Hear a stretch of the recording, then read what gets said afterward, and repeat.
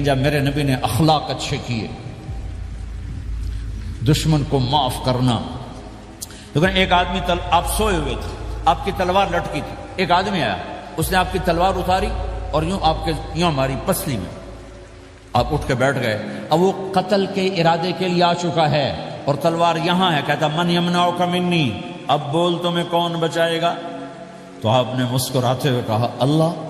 تو اس کے ہاتھ سے تلوار گر پڑی، تو آپ نے اٹھا لی، آپ نے یوں سیدھی کی، اب تو بچا، تجھے کون بچائے گا؟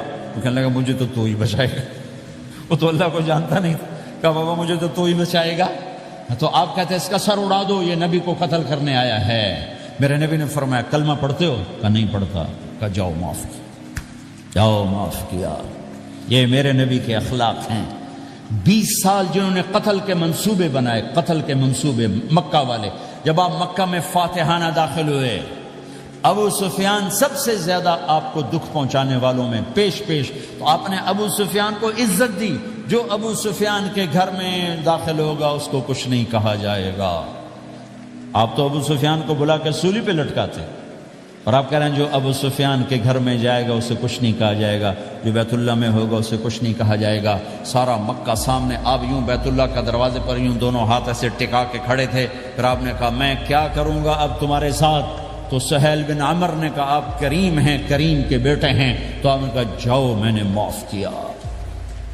یہ اخلاق آج مٹ چکے ہیں. مردوں سے، عورتوں سے، علم والوں سے، خانقاہ والوں سے، تبلیغ والوں سے، سب زیرو ہوئے پڑے ہیں. جب تک یہ اخلاق زندہ نہیں ہوتے اسلامی زندگی قائم نہیں ہو سکتی، اسلامی معاشرت قائم نہیں ہو سکتی. اور دین دو چیزوں سے آگے پھیلتا ہے، ایک دعوت اور ایک اخلاق. دعوت اور اخلاق، دعوت اور اخلاق. دعوت نہیں ہوگی تو اخلاق نہیں پڑے رہ جائیں گے، اخلاق نہیں ہوں گے تو دعوت کوئی قبول نہیں کرے گا. میرے نبی نے کتنے معجزے دکھائے مکے میں، نہیں کلمہ پڑھا. بدر میں ان کے 70 مارے گئے، فرشتوں کو دیکھا، جبریل کے گھوڑے کی آواز سنی، کلمہ نہیں پڑھا. خندق میں شکست ہوئی، کلمہ نہیں پڑھا. پانی نکلتے دیکھا انگلیوں سے، کلمہ نہیں پڑھا. ایک بکرے کا ایک بازو پکایا، ایک بازو بکرے کا، ایک اگلا جو بازو ہوتا، اور 40 آدمیوں نے کھانا کھایا اور ایک بوٹی کم نہیں ہوئی، ایک بوٹی کم نہیں ہوئی. کلمہ نہیں پڑھا. لیکن جب میرے نبی نے کہا جاؤ معاف کیا تو سارے ہی کلمہ پڑھ گئے کہ واقعہ یہ اخلاق نبی کے ہو سکتے. حنین کی جنگ میں جب بھاگے لوگ، شکست ہوئی، تو ایک صحابی کا بھاگتے ہوئے پاؤں ہمارے نبی کے پاؤں پر آیا، اور جوتا سخت تھا. تو آپ نے کہا اوجعتنی، اور آپ کے ہاتھ میں چھڑی تھی، آپ نے اس کو یوں ماری، اوجعتنی. ارے تو نے مجھے کتنا زیادہ درد پہنچایا، دکھ پہنچایا. وہ بیچارے پگھل کے رہ گئے اور پریشان ہو گئے. اور فرماتے ہیں سارا دن میں پریشان، ساری رات پریشان کہ اللہ کے نبی کو میں نے تکلیف پہنچائی، اب میرا کیا بنے گا؟ اگلا دن ہوا تو اعلان ہو رہا تھا بھائی جس کا پاؤں نبی کے پاؤں پہ آیا تھا اس کو اللہ کے نبی بلا رہے ہیں. تو صحابی کہنے لگے میں نے سمجھا بس اب میری تو دنیا بھی گئی اور آخرت بھی گئی، اب میرے اوپر کیس بنے گا اور مجھے ڈانٹ ڈپٹ بھی ہوگی، میرا کتنا بڑا گھاٹا نقصان ہوگا. یہ حاضر ہوئے ڈرتے ڈرتے. تو آپ نے فرمایا میرے بھائی کل میں نے تمہیں چھڑی ماری تھی، وہ مجھے معاف کر دینا، اور یہ 80 اونٹ تمہیں ہدیہ دیتا ہوں، 80 کیملز یعنی 80 پراڈو، 80 رینج روور کا یہ میری طرف سے تمہیں ہدیہ ہے. وہ حیران پریشان. یہ میرے نبی کے اخلاق ہیں، یہ میرے نبی کے اخلاق ہیں. کانٹے بچھانے والی نے 4 دن آنا چھوڑ دیا، بیمار ہو گئی تھی. تو ہم نے کیا بات ہے، وہ ہمارے راستے میں اب کانٹے کوئی نہیں ہیں. کہا جی وہ بیمار پڑی ہے جو کانٹے بچھاتی تھی. تو آپ اس کے گھر چلے گئے، ماں جی خیریت تو ہے، آپ ٹھیک تو ہیں؟ کہا بیٹا مجھے کلمہ پڑھا دے، بس تیرے اخلاق نے مجھے فتح کر لیا ہے. میرے بھائیوں یہ چیپٹر بھول چکے ہیں. جب تک یہ چیپٹر زندہ نہیں ہوگا زندگی اسلامی نہیں بنے گی، معاشرہ اسلامی نہیں بنے گا، اور آگے قوموں کے لیے اسلام کا دروازہ نہیں کھلے گا. ہمیں معاف کرنا آتا ہو، ہمیں گالی دینے والے کو دعا دینا آتا ہو، غیبت کرنے والے کی تعریف آتی ہو، اور غیبت کرنے سے، غیبت سننے سے اپنے آپ کو ایسے بچاؤ جیسے زہر سے بچاتے ہو، اسے آگ سے بچاتے ہو. ایک دوسرے کو نفرت کا بول نہ بولو ورنہ ساری زندگی تباہ و برباد ہو جائے گی۔ میرے رب کی قسم، میرے نبی نے کہا ایک زبان کا بول انسان بولتا ہے اور جہنم کی گہرائیوں میں گر جاتا ہے، اور ایک زبان کا بول انسان بولتا ہے اور جنت کے درجات پر چڑھ جاتا ہے۔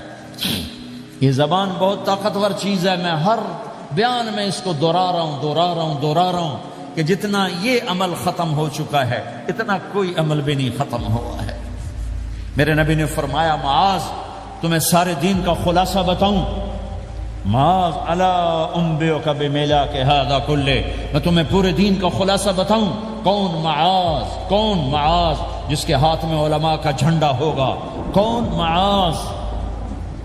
میں ابھی مئی میں ان کے اردن اجتماع میں گیا، آگے ان کے اربد میں گئے، آگے وہاں ان کا مقبرہ ہے 18 کلومیٹر۔ میں گیا کمرے میں داخل ہوا تو سارا کمرہ خوشبو سے مہک رہا تھا، اور مجھے ایک شخص نے بتایا یہ خوشبو 24 گھنٹے یہاں آتی رہتی ہے۔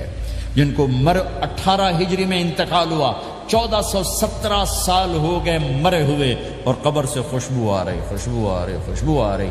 اس آدمی کو سمجھایا کیسے اور بتایا کیا؟ معاذ تمہیں سارے دین کا خلاصہ بتاؤں؟ کہا جی بتائیں۔ تو آپ نے یوں کیا، اپنی زبان نکالی اور اس کو پکڑا انگلی سے، پھینکا، کف ھذا، معاذ اس زبان پہ قابو پا جا، یہ پورا دین ہے۔ یہ زبان آج کھل گئی ہے۔ لقمان علیہ السلام کا فرمان ہے، بیٹا میں چپ رہنے پہ کبھی نہیں پچھتایا، میں ہمیشہ اپنے بول پہ پچھتایا ہوں۔ معاذ نے کہا یا رسول اللہ زبان کے بول پہ پکڑ ہوگی؟ کہ تیرا بھلا ہو جائے معاذ، سب سے زیادہ جہنم میں دھکا دینے والی زبان ہوگی۔ اور ایک صحابی ہیں ابو دجانہ۔ کون ابو دجانہ؟ السابقون الاولون من المہاجرین والانصار، اس میں پہلی صف کے صحابہ۔ کون ابو دجانہ؟ جب آپ حج پر گئے تو اپنی جگہ مدینے کا امیر ابو دجانہ کو بنایا۔ ابو دجانہ حج میں شریک نہیں ہوئے کہ آپ نے اپنی جگہ ان کو اپنا نائب بنا کے وہاں کھڑا فرمایا، ابو دجانہ میری جگہ پر مدینے کا امیر ہے، یہ وہ ابو دجانہ ہیں۔ کون ابو دجانہ؟ جو جنگ بدر سے لے کر آخری حج تک ہر سفر میں شریک ہیں،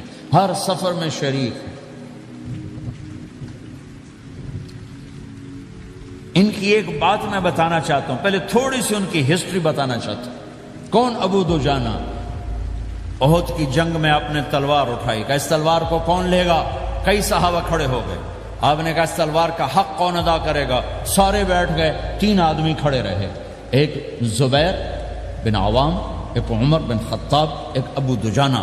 ان کا نام ہے سماک بن خرشنہ، سماک بن خرشنہ ان کا نام ابو دجانہ سے مشہور ہے۔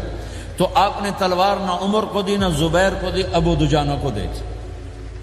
تو عمر رضی اللہ عنہ نے تو محسوس نہیں کیا، حضرت زبیر نے محسوس کیا کہ اس کو کیوں دی، مجھے کیوں نہیں دی؟ میں مہاجرین میں سے ہوں، میں پھوپھی کا بیٹا ہوں، میں اس سے دلیری میں کم نہیں ہوں۔ بلکہ حضرت زبیر کی دلیری کی تو دھاک تھی، جدھر سلوار چلتی تھی کاٹتی چلی جاتی تھی، کہنے کہ میں دیکھوں گا یہ کیا کرتا ہے۔ تو ابو دجانہ کے پیچھے پیچھے زبیر ہو لیے۔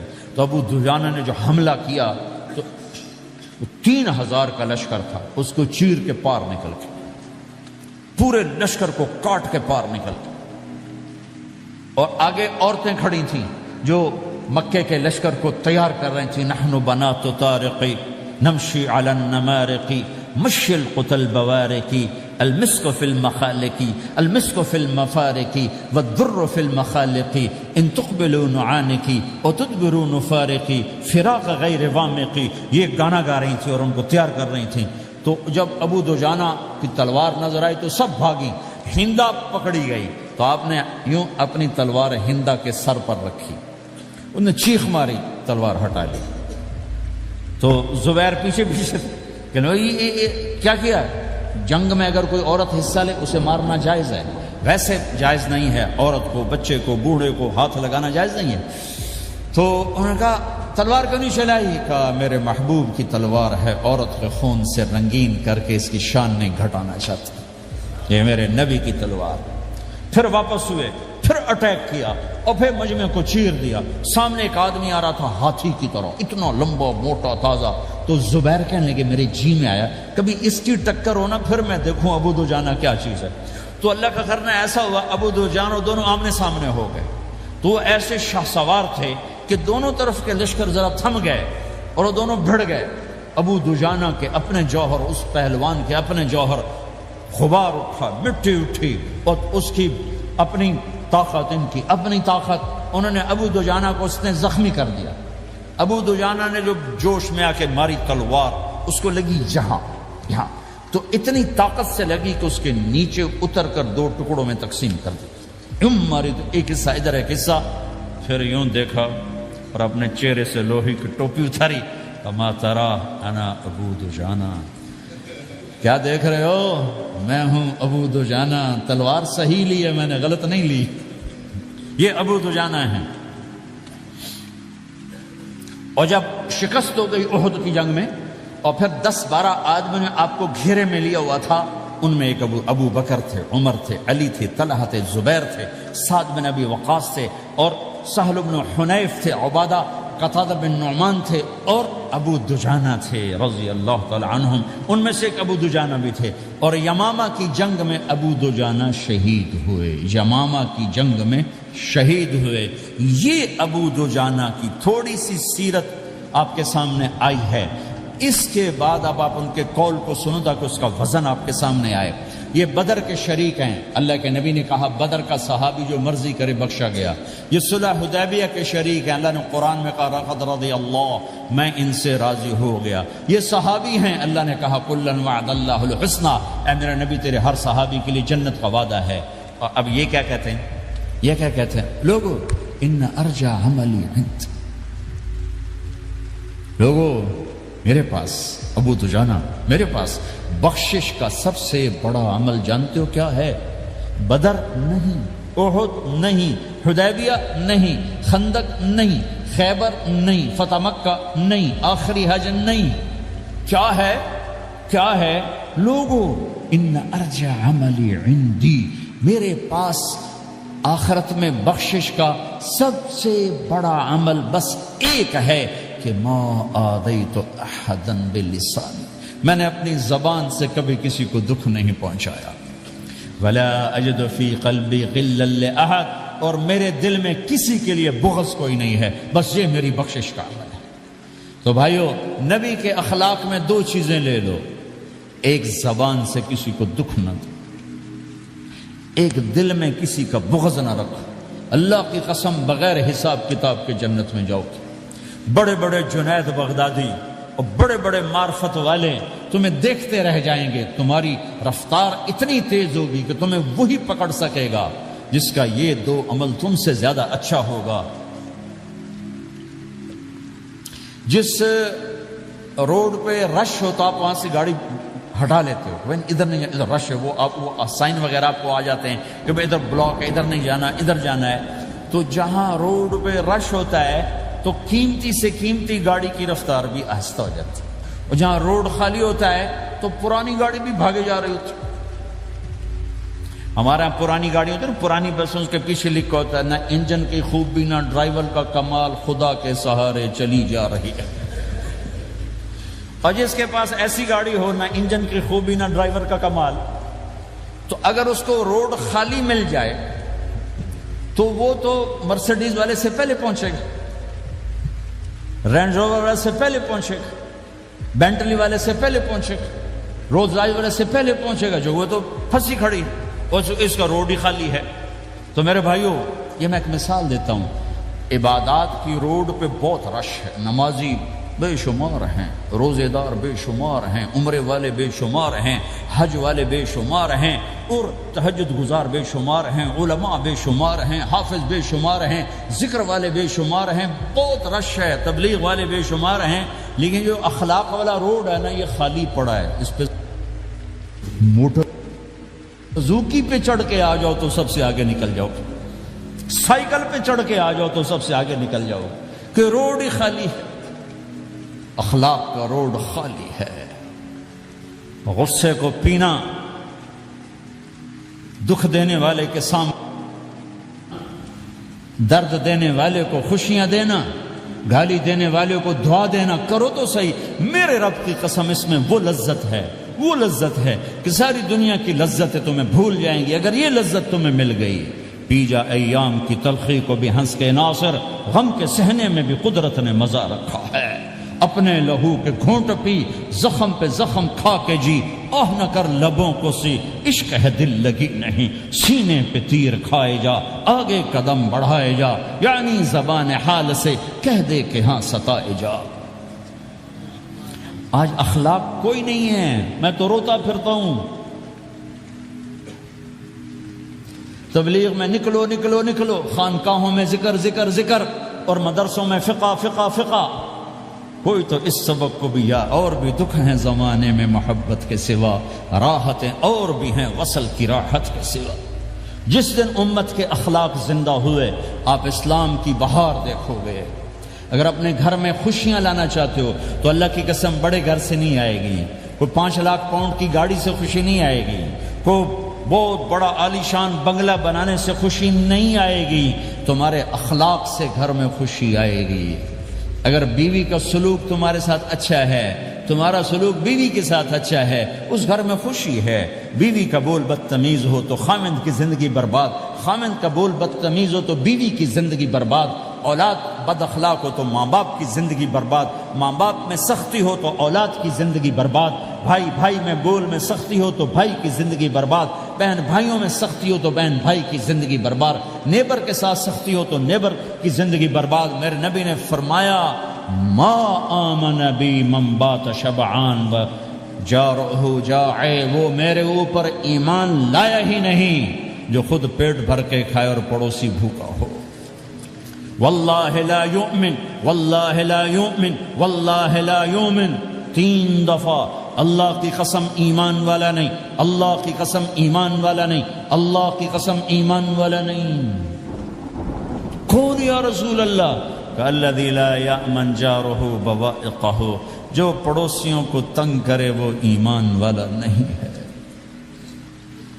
میرے بھائیوں یہ چیپٹر مٹ چکا ہے، کہیں نہیں دیکھنے کو ملتا ہے. ایسا نہیں کہ دنیا خالی ہو گئی ہے، لیکن 1 کروڑ میں 1 ملا تو کیا ملا، 1 کروڑ میں بھی 1 نہیں ملتا. میں بڑے لمبے سفر کر کر کے اس نتیجے پر پہنچا ہوں کہ 1 کروڑ مسلمان اکٹھے کروں، اس میں لاکھوں تہجد گزار ہوں گے، لاکھوں 5 وقت کے نمازی ہوں گے، اس میں لاکھوں عمرہ حج کرنے والے ہوں گے، اس میں لاکھوں علماء حفاظ ہوں گے، لیکن شاید اخلاق والا ایک بھی نہ. اپنی زندگی کو اگر سکھ دینا ہے چیزوں کے پیچھے نہ دوڑو، اخلاق بناؤ. مقدر کی چیزیں ملیں گی، کمائیوں میں حلال لاؤ، حرام سے بچو، سچ پہ آؤ، جھوٹ سے بچو، دھوکہ نہ دو کسی کو ورنہ زندگی ویران ہو جائے گی. ٹیکس بچانے کے لیے جھوٹ نہ بولو ورنہ دل کالا ہو جائے گا. جھوٹ پیسے کی خاطر، لعنت ہے اس دولت پر، لعنت ہے اس ملک پر. ہے کیا مثالیں اس امت نے قائم کی ہیں. اچھوں سے برے، بروں سے اچھے ہمیشہ پیدا ہوتے چلے آئے. یزید فاسق، فاجر، ظالم، 3 بر اعظم کی حکومت چھوڑ کے مر رہا ہے، 34 سال کی عمر، اور بعض آتا ہے 38 سال کی عمر، 40 سال کو نہیں پہنچا، 40 سال سے پہلے مر گیا. اس کا بیٹا معاویہ بن یزید رضی اللہ تعالی عنہ، 3 بر اعظم کی حکومت، 3 بر اعظم کی حکومت، 40 دن حکومت کی، 40 دن. پھر اپنے سارے خاندان کو اکٹھا کیا اور کہا دیکھو لوگو، جس حکومت کے نیچے حسین کا خون گرا ہو میں اس حکومت پہ لعنت بھیجتا ہوں. یہ ہے تمہاری حکومت، جس کو مرضی دے دو، مجھے نہیں چاہیے. 3 بر اعظم کی حکومت چھوڑ دی صرف 22 سال کی عمر میں، 22 سال کی بھرپور جوانی کی عمر میں حکومت کو لات مار دی. میں چند پاؤنڈ کے لیے سچ کو لات مار دوں؟ میں چند پاؤنڈ کے لیے انسانوں کو دھوکہ دوں؟ تو بھائیو سچ کے عادی بنو. بڑا عالی خلق ہے سچ بولنا. بڑے عالی اخلاق ہیں، لوگوں کو نفع پہنچانا، لوگوں کے سامنے میٹھا بنو، کڑواہٹ اندر رکھو، مٹھاس تقسیم کرو، پوری دنیا میں دین زندہ ہوگا۔ اس نقل و حرکت، یہ دعوت کی نقل و حرکت، میں بولٹن میں آج سے 31 سال پہلے بھی آیا تھا، 20 آدمی نہیں اکٹھے کر سکے تھے ہم، سارے دن کے گشتوں کے بعد ایک گرجا مسجد تھا اس وقت، تو ہم کو 50 آدمی اکٹھے نہیں کر سکے تھے، آئیے ہزاروں کا مجمع ہے، اس کے پیچھے پتہ نہیں کتنی محنتیں ہوئی ہیں، تب جا کر یہ رنگ بنا ہے، اس لیے کہ شکل بنی ہے، اس میں رنگ بھرنے کی ضرورت ہے، اور وہ ہے میرے نبی کے اخلاق، میرے نبی کی مبارک زندگی، جس میں درگزر، جس میں معاف کرنا، جس میں میٹھا بول، جس میں چھوٹا بن جانا اور دوسرے کو بڑا بنانا، جس میں سچ بولنا، جس میں دھوکے سے بچنا، یہ مسلمان کی شان ہے۔ تو ہمارے تو نوجوان یہاں کی لڑکیوں کو دھوکہ دیتے ہیں، پیپر بنانے کے لیے یہاں کی لڑکیوں سے شادی کرتے ہیں، ان کی زندگیاں برباد کر دیتے ہیں، اپنا ایمان خراب کرتے ہیں، ان کی زندگی خراب کرتے ہیں۔ مسلمان ہی دھوکے باز بن جائے تو لوگوں کو راہبری کون دے، راہبر کون بنے گا؟ تو میرے بھائیوں، اللہ اس کے رسول کو ڈھونڈنے کے لیے یہ تبلیغ کی محنت ہے، در در پھرو، اور یہ دو باتیں بن جائیں، ایک ہماری عبادات ٹھیک ہو جائے، ایک ہمارے اخلاق ٹھیک ہو جائے، اس کو لے کر جب ہم پھریں گے تو اللہ کے فضل سے ایک لہر چلے گی جو دنیا کے ہر آخری کونے تک پہنچے گی، ہر گھر کو اللہ تعالیٰ توحید کے نور سے روشن کر دے گی۔ اس کے لیے ہم وقت مانگتے ہیں کہ یہ ایک زندگی ہے جو میرے 1.25 گھنٹے کی تقریر سے 1.5 گھنٹے کی تقریر سے قابو میں نہیں آئے گی، اس کو سیکھنے کے لیے وقت مانگتے ہیں۔ نکلو میرے بھائیوں، اور آج تک جو اللہ پاک کے ساتھ، اللہ کے رسول کے ساتھ کوئی جنگ کی، اس سے صلح کر لو، کسی سے لڑے ہوئے ہو فوراً صلح کر لو، اس کو بھی منا لو، اس سے بھی مان جاؤ، کسی سے روٹھے نہ رہو، کسی سے قطع تعلق نہ کرو، سب سے سلام کرو، دل کو صاف رکھو۔ ابو دجانہ جیسی ہستی فرماتے ہیں کہ میری بخشش کا عمل یہ ہے کہ زبان سے دکھ نہیں دیا، دل میں بغض کوئی نہیں، اور وہ کہتے ہیں یہ میرا سب سے بڑا عمل ہے۔ یہ اپنے نبی کے اخلاق میں 2 باتیں لے لیں، اس زبان سے کسی کو دکھ نہ پہنچے، دل میں کتنے ہی لوگ ستائیں، بغض نہ رکھو، صاف کرو، دھو دو، اور فرائض میں نماز چھوٹے نہیں، اور پھر اس کو لے کر یہ امت پھرے، چونکہ اس امت کا کام بیٹھنا نہیں ہے، اس امت کا اجتماعی جرم ہے کہ انہوں نے اللہ کے دین کے لیے پھرنا چھوڑ دیا، اس امت کی اجتماعی خطا ہے کہ انہوں نے اللہ کے پیغام کو آگے پہنچانا اس کو اپنا کام نہ سمجھا، اس کے لیے پھرنا چھوڑ دیا تو اپنے بھی ہاتھوں سے نکل گئے، پرائے تو پہلے ہی پرائے تھے۔ تو میرے بھائیوں، اس کے لیے نیت کرو، ارادے کرو۔ جو بھائی یہ تیار ہوں یہ دسمبر کے آخر تک، تو وہ کھڑے ہو کر ذرا اپنے ناموں کا اظہار فرما دیں، اور یہ جو چھٹیاں آ رہی، یہ ساری چھٹیاں لگانے کے لیے جو نوجوان تیار ہوں وہ بھی کھڑے ہو کے اپنی شکلیں زیارت کروا دیں، اللہ بھی راضی ہو جائے، اللہ کا نبی بھی راضی ہو جائے، جلدی سے کھڑے ہو کر بتا دیں۔ فرمائیں جی۔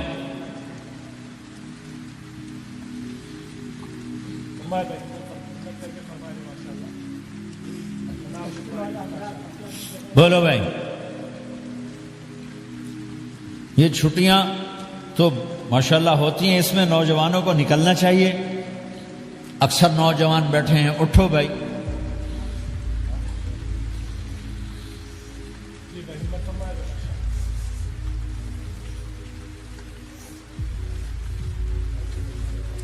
جلدی فرمائے گا، جلدی فرمائے،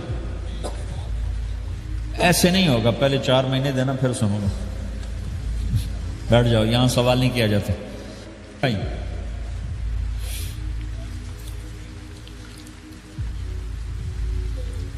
جلدی سے بتائیں بھائی، جلدی سے بتائیں بھائی، ان چھٹیوں میں کون نکلے گا اللہ کے راستے میں؟ ان چھٹیوں میں جو نوجوان تیار ہوں کھڑے ہو جائیں، ان چھٹیوں میں جو تیار ہیں چھٹیاں لگانے کے وہ کھڑے ہو جائیں، چھٹیاں اللہ کے راستے میں۔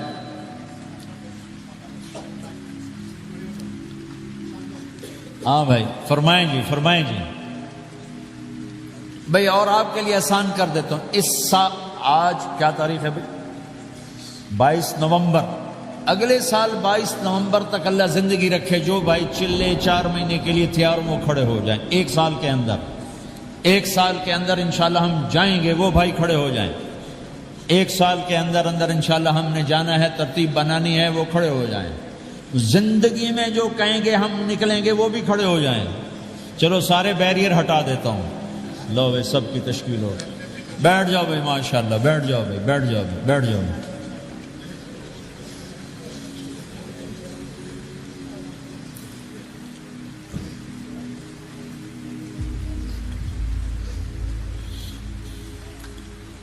میں بیٹھ جا، میں دعا کرتے ہیں۔ دعا سے پہلے تھوڑی سی بات کرنا چاہتا ہوں، سن لیں پھر انشاءاللہ دعا کرتے ہیں۔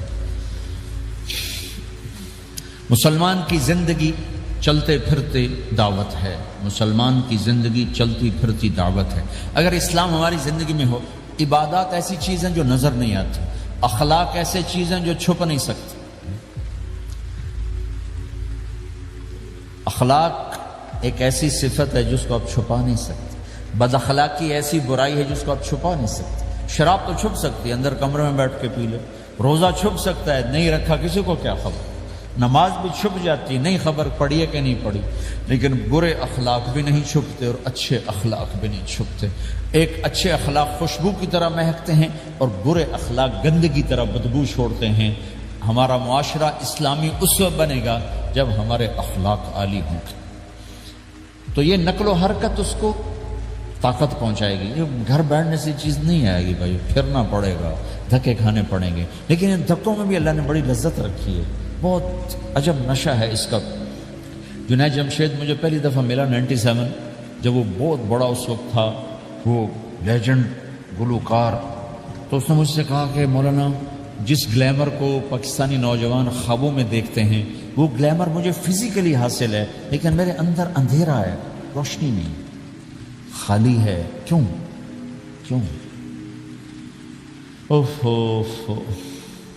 میں نے کہا تمہارے سیدھے گھٹنے میں درد ہو، تم الٹے گھٹنے میں دوا لگاؤ تو فائدہ ہوگا کہ نہیں؟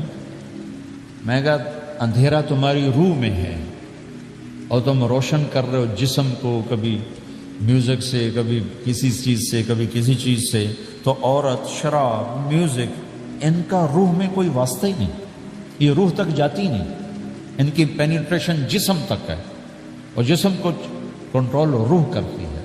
جب روح میں بھوک اٹھتی ہے تو وہ پریشانی میں کی شکل میں ظاہر ہوتی ہے۔ تم اللہ سے تعلق بنا لو، یہ سب کچھ ٹھیک ہو جائے گا۔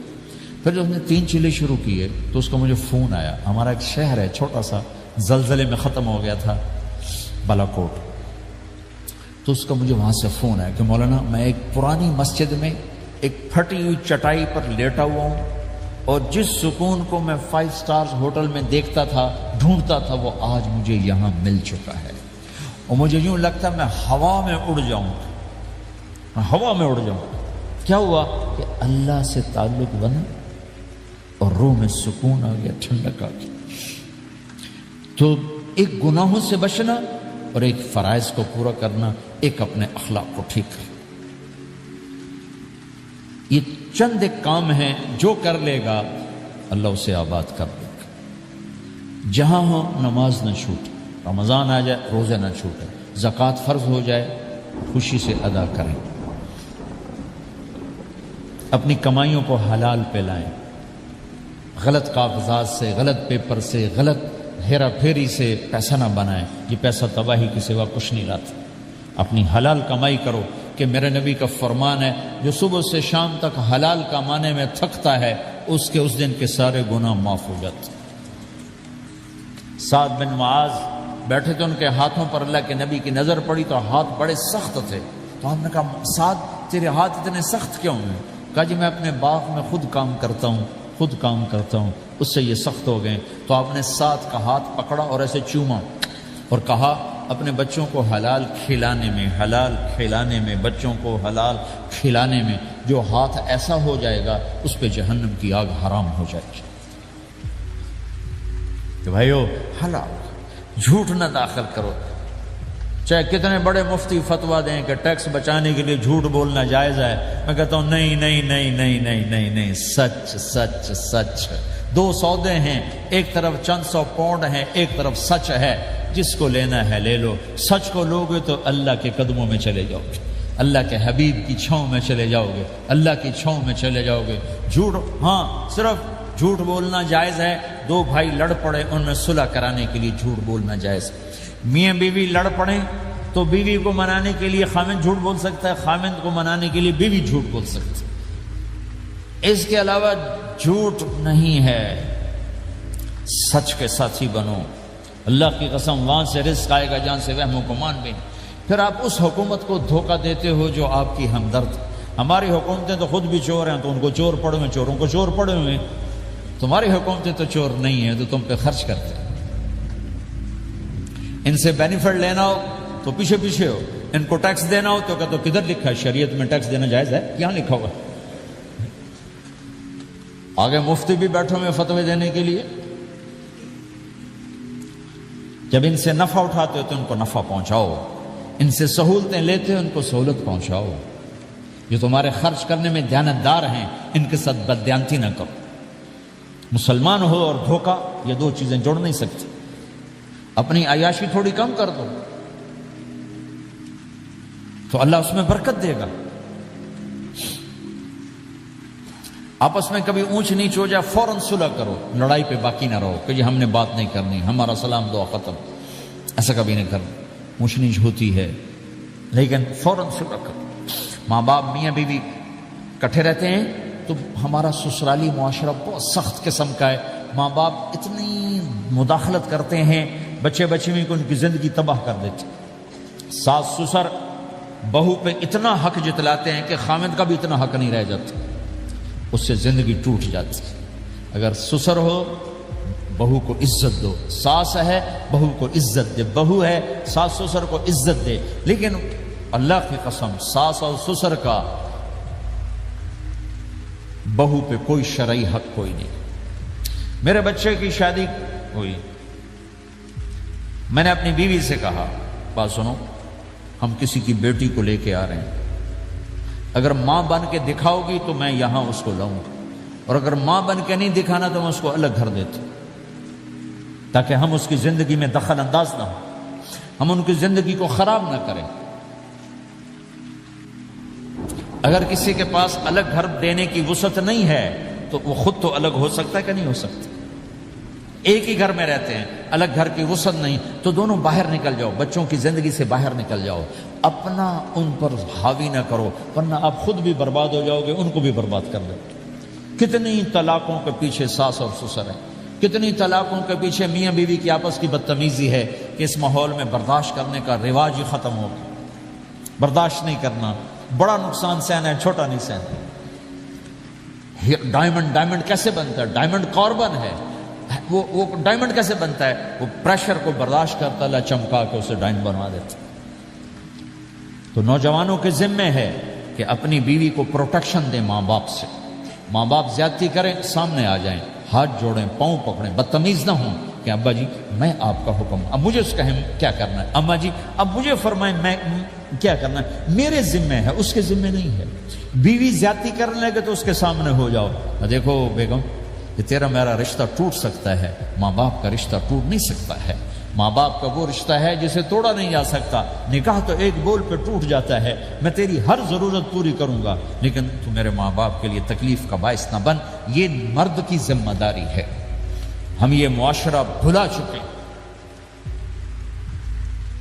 ہمارے پڑوسی ذمہ دار تھے، ان کے بچے کے نکاح میں گیا تو مجھ سے کہنے لگے مولانا میری بیگم نے مجھ سے کہا کہ دیکھو ہم زندگی گزار چکے ہیں، اب یہ بچے زندگی شروع کرنے لگے ہیں، تو پہلے میرے بیٹے کے لیے الگ گھر بنا اور اس کی بیوی کی ڈولی کو وہاں لے کے آ، میرے گھر میں نہ لانا کہ ایسا نہ ہو ہم میاں بیوی بچوں کی زندگی خراب کر دیں۔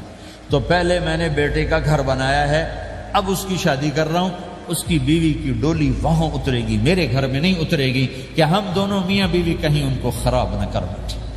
تو ہر آدمی کے پاس تو اتنے وسائل نہیں ہیں کہ وہ الگ گھر دے، لیکن یہ وسائل تو سب کے پاس ہیں کہ ان کی زندگی سے نکل جائے۔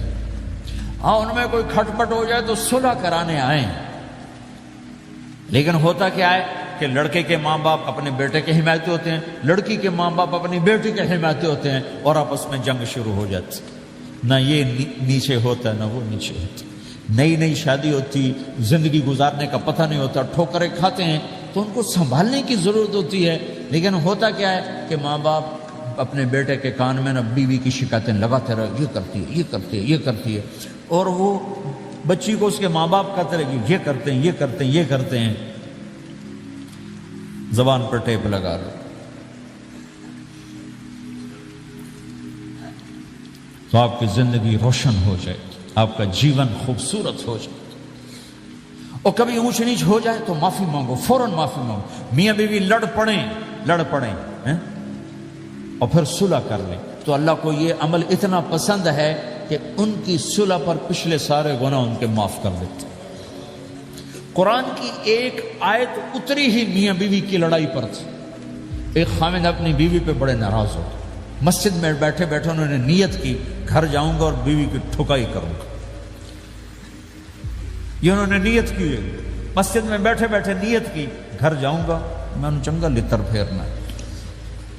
میرے اللہ تو آسمان زمین اللہ کے لیے تو سب برابر ہے دیکھنا، تو اللہ پاک نے اسی وقت قرآن اتارا، اسی وقت، یا ایھا الذین آمنوا ان من ازواجکم و اولادکم عدوا لکم فاحذروہم۔ اے ایمان والو، بیوی بچے اولاد، عدوکم نہیں کہا، عدو لکم، بیچ میں لام لائے ہیں، یہ بتانے کے لیے کہ عدو اصلی معنی میں نہیں ہے، یہ اس معنی میں ہے کہ اے ایمان والو، تمہارا بیوی بچوں کے ساتھ ٹھائیا ہو سکتا ہے، کھٹ پٹ ہو سکتی ہے، جھگڑا چھوٹا موٹا ہو سکتا ہے، کیا کرنا ہے؟ فاحذروہم، اس سے بچنا ہے، بڑھانا نہیں، بچنا ہے۔ کیسے بچنا ہے؟ ان تعفو، اس جھگڑے کو بڑھانا نہیں، مٹانا ہے، وتصفحوا، اس کا اثر دل سے مٹانا ہے، وتغفروا، پھر دوسرے کو معاف کرنا ہے۔ یہ تین کام میاں بیوی کرو، اگلا میں کروں گا، فإن اللہ غفور الرحیم، تمہارے پچھلے میں سارے معاف کر دوں۔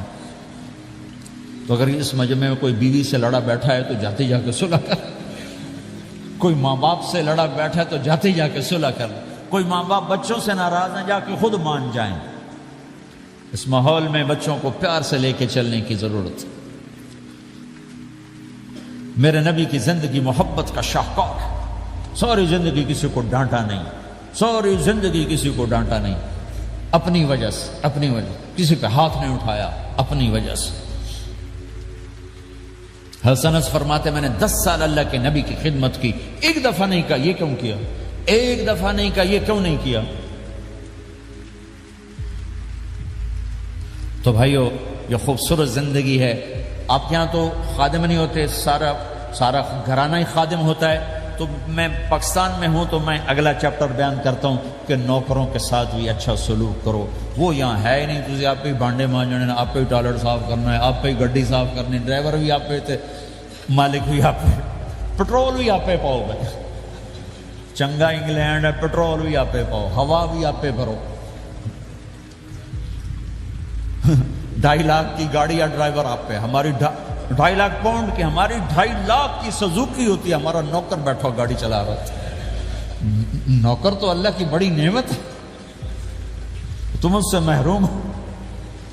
کچھ اس کے فائدے بھی ہیں، کچھ نقصان بھی ہیں، لیکن فائدے زیادہ ہیں۔ ہمارے بچے اتنے سست ہو جاتے ہیں کہ پانی کا گلاس کہو تو اٹھ کے ہی نہیں دیتے، وہ آگے نوکر کو بلاتے۔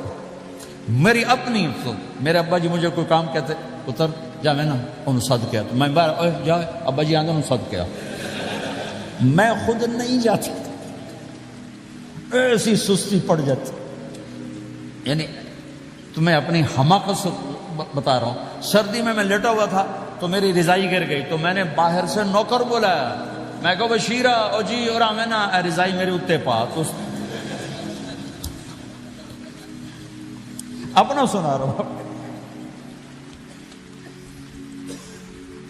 لیکن آپ جہاں جاب کرتے ہیں، جہاں جاب کرتے ہیں وہاں دیانتداری سے جاب کرو، دھوکہ نہ ہو، فریب نہ ہو، فراڈ نہ ہو۔ آپ بھی کہیں ملازم تو ہیں، کہیں کام کر رہے ہیں، کوئی آپ کی دکان پہ کام کر رہا ہے، گھروں میں کام کرنے والے، دکانوں پہ کام کرنے والے تو ہیں۔ اور جن لوگوں کے پاس پیپر نہیں ہوتے ان کو اتنے تھوڑے پیسے دیتے ہیں کہ وہ بیچارے روٹی بھی نہ کھا سکتے، تو بھائی یہ لینے چونکہ ان کو پتہ ہے کہ بیچارہ پھنسا ہوا ہے اور کہیں نہیں جا سکتا ہے۔ تو ایسا نہ کرو، یہ ظلم نہ کرو۔ اول تو ایسے لوگ رکھو نہیں، تمہارے لیے قانون اس کی گنجائش کوئی نہیں۔ لیکن اگر کوئی اس طرح رکھتا ہے تو پھر یہ ظلم نہ کرے، کہ 100 کی بجائے 10 پاؤنڈ دے رہا ہو، بھائی لینے تو لے لو، اس کو پتہ اس بیچارے نے کہیں نہیں جانا. ایسے ظالم نہ بنو. وہ ہمارے یہاں کرائسس چل رہا ہے بہت زیادہ، تو جو بیچارہ پھنس جاتا ہے نا تو پراپرٹی بیچنے پر آتا ہے تو اس کی 1 کروڑ کی پراپرٹی کے 20 لاکھ لگاتے ہیں. میں گزر رہا تھا مال ٹاؤن میں، ایک دوست کے پاس ٹھہرا تھا، وہ پراپرٹی ڈیلر تھا. تو ہم صبح واک کر رہے تھے تو ایک گھر کے قریب سے گزرے، کوئی 6 کنال کا گھر تھا. مجھ سے کہنے لگا مولانا اس گھر کی قیمت ہے 24 کروڑ. 24 کروڑ کا گھر ہے فزیکلی، لیکن اس کا مالک پھنس چکا ہے قرضوں میں، اب اس کو بیچنا چاہتا ہے. تو 18 کروڑ سے اوپر 1 پیسہ نہیں کوئی لگا، اور یہ اس بیچارہ بیچے گا. یہ 8 کروڑ کا لاس لے کر 6 کروڑ کا لاس لے کر بیچے گا چونکہ یہ پھنس چکا ہے. میں نے کہا اگر میرے پاس پیسے ہوتے تو میں اس کا 24 کروڑ کا گھر لیتا 30 کروڑ کا، کہ 24 کروڑ اس کے قرضے میں جاتے اور 6 کروڑ سے اپنا الگ کاروبار کر لیتے. مسلمان تو مظلوم کی مدد کرتا ہے، مسلمان تو دکھی کی مدد کرتا ہے، نہ کہ مصیبت زدہ کو اور لوٹ لینا، مرے نو مارے شاہ مدار، یعنی مصیبت زدہ پر اور مصیبت ڈالنا. بھائیو یہ وہ خوبصورت اخلاق ہیں، اپناؤ گے اللہ چمکائے گا، اللہ اس جہان کی عزت دے گا. اور ایک آخری میری بات ہے، بہت بڑا مجمع ہے، بہت سارے نوجوان نظر آ رہے ہیں. آج تک جو اللہ رسول سے جنگ کی اس سے صلح کر لیں، جو گناہ کی اس سے معافی مانگ لیں. ادھر ہم معافی مانگیں ادھر اللہ معاف کر دے گا، ادھر ہم توبہ کریں گے ادھر اللہ معاف کر دے گا.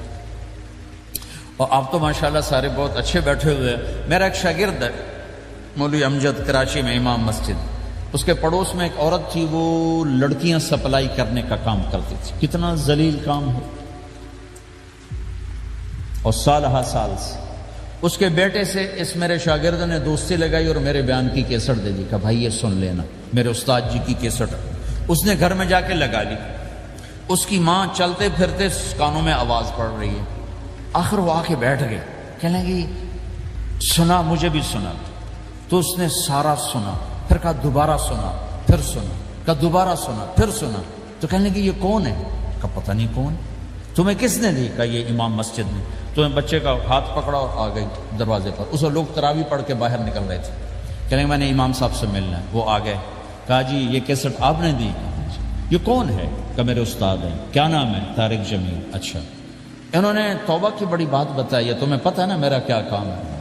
کہ میری توبہ قبول ہو سکتی ہے؟ تو کیوں نہیں اماں جی ہو سکتی. کہا ٹھیک ہے پھر میں اللہ کو گواہ بناتی ہوں، میری توبہ. اور اس نے مسجد میں آنا شروع کر دیا تراویح میں. 5واں روزہ ہے اور دعا مانگتی ہے، اللہ اگر میری توبہ قبول ہے تو مجھے اپنے پاس بلا لے. یا اللہ اگر میری توبہ قبول ہے تو مجھے اپنے پاس بلا لے. 29ویں روزے سجدے کی حالت میں اللہ نے اٹھا لیا. ساری زندگی کام کیا؟ لڑکیوں کی سپلائی، اتنا بدترین کام. اور موت آئی رابعہ بصری جیسی. یہ ہے توبہ کا کمال، کہ اللہ کی رحمت سے کبھی نا امید نہیں ہونا چاہیے. اللہ کوئی تھانے دار نہیں ہے کہ اس نے چھتر پھیرنا ہے. اللہ کریم ہے، مہربان ہے، ہمارا دوست ہے، ہمارا رب ہے. تو جب کبھی خطا ہو فوراً توبہ کرو، فوراً توبہ کرو.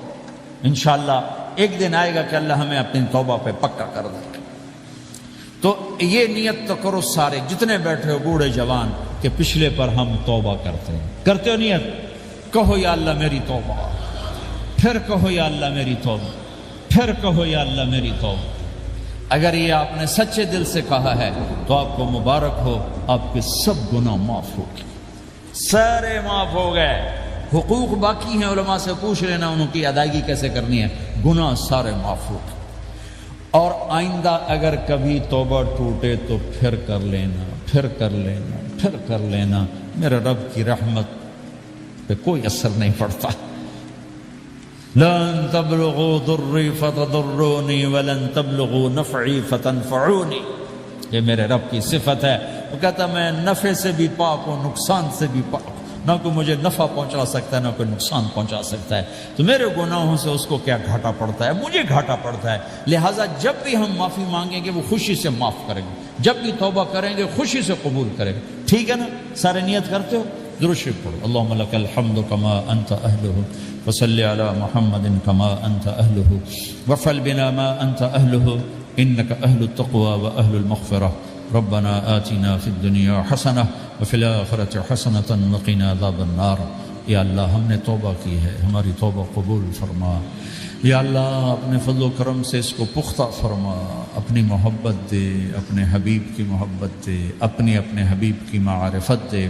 اس سب نوجوانوں کو قبول فرما، اس پورے شہر میں بسنے والے اہل ایمان کو قبول فرما، اس مسجد مدرسے کو قبول فرما۔ یا اللہ پوری دنیا کے انسانوں کے لیے ہمیں ہدایت کا ذریعہ بنا، ہمیں ہدایت کا ذریعہ بنا، ہمیں ہدایت کا ذریعہ بنا۔ یا اللہ ہم سے راضی ہو جا، ہم سب سے راضی ہو جا۔ جو ہمارے اہل و عیال مر کے تیرے پاس چلے گئے ان کی بخشش فرما دے، جب ہمارے جانے کا وقت ہے تو ایمان پہ خاتمہ نصیب فرما۔ یا اللہ ہمیں بیماریوں سے نجات دے، دکھ دردوں سے نجات دے، قرضوں سے پریشانیوں سے نجات دے، ہمیں کشادہ زندگی عطا فرما، ہمیں حلال کشادہ رزق عطا فرما، جسمانی ایمانی صحت مقدر